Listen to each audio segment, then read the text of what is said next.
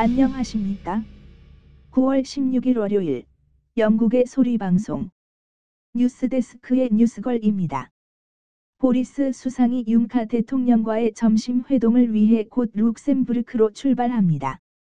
조금 전 출발에 앞서 보리스 수상은 융카 대통령에게 영국은 어떠한 연장 제안도 거절한다는 뜻을 미리 통보했다고 BBC 방송이 보도했습니다. 이에 대해 유럽 정부 사람들은 보리스가 만화 영화 주인공 인크레더블 헐크처럼 행동한다고 힐책하고 있습니다. 오늘 점심 약속은 보리스가 수상이 된 후 융카 대통령과 만나는 첫 번째 기회입니다. 오늘의 회담에는 EU 브렉시트 담당자 미셸 바니에도 참석하고 영국에서는 브렉시트 장관 스티브 바크레이와 수상관저 사무실 브렉시트 담당 데이비드 프로스트도 참석합니다. 수상관저 사무실 대변인은 존슨 수상은 더 이상 연장은 없다는 것을 분명히 할 것이라고 말하면서 그는 추가 연장은 몇 개월이던 그것은 국민적 분열로 인한 쓰거운 맛만 더 보게 되며 엄청난 경비가 더 들어갈 뿐이라고 첨언했다고 BBC는 보도하였습니다. 이것이 보리스가 융카에게 압력을 넣는 이유이며 그는 협상안을 가지고 브렉시트를 하길 희망하지만 만약 10월 18일까지 협상안이 나오지 않는다면 그의 정책은 10월 31일에 노딜로 브렉시트하는 것이기 때문에 EU에서 오파하는 어떤 연장도 거절할 것이라고 BBC는 설명하고 있습니다. 한편 브라셀 주재 BBC 기자 아담 프레이밍은 EU 브렉시트 관계자의 설명을 인용하며 영국 문제에 관련 아무런 진전과 대화가 없었다고 말한다고 보도하고 있습니다. 전 내각의 법무장관 데이비드 가우크는 오늘 오전 BBC 라디오 프로그램에서 영국 정부는 아직 아이리쉬 백스톱 문제를 어떻게 대체하겠다는 아이디어를 내놓지 않은 상태라고 말함으로써 보리스 내각의 무능함을 비꼬는 듯한 말을 하였습니다. 이어서 그는 어쨌든 나로서는 보리스 수상이 어떠한 형태로든 협상안을 가지고 브렉시트 하겠다는 것에 찬성한다며 그러한 딜을 찾기 위해서는 우리가 모여서 같이 토론하여야 한다고 주장했습니다. 그러나 라브 외무장관은 그의 주장은 영국을 그런 일로 발목을 잡아두려는 고약한 언행에 지나지 않는다고 비난하였습니다. 이어서 그는 오늘 오전 영국은 반민주적인 백스톱 조항을 기존 협상안에서 제거하기 바라고 있고 EU는 우리가 무엇을 원하는지 잘 알고 있다고 설명했습니다.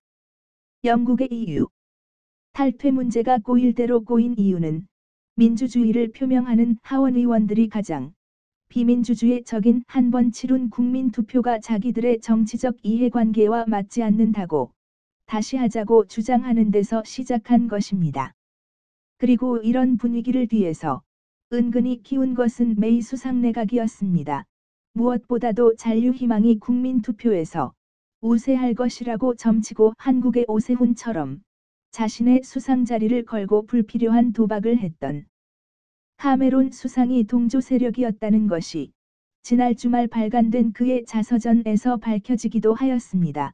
책이 나온 후 카메론 수상은 보리스 수상의 브렉시트를 위한 강한 추진력에 맹비난을 퍼붓고 있을 뿐더러 2차 국민투표를 해야 한다고 야당 세력에 동조하는 것을 보면서 그의 이중성과 철면피적 얼굴이 한국의 조국 장관을 보는 듯합니다.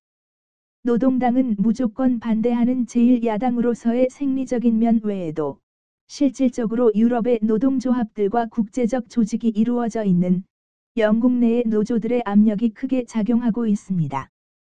이들은 브렉시트가 되면 영국의 생산기지들이 대거 유럽으로 옮겨갈 것이란 이론에 찬성하고 있고 보리스의 주장대로 미국과 협력하면 미국의 경제 식민지 밖에 안 된다는 요상한 이론을 앞세우고 무식한 유권자들을 현혹시킵니다.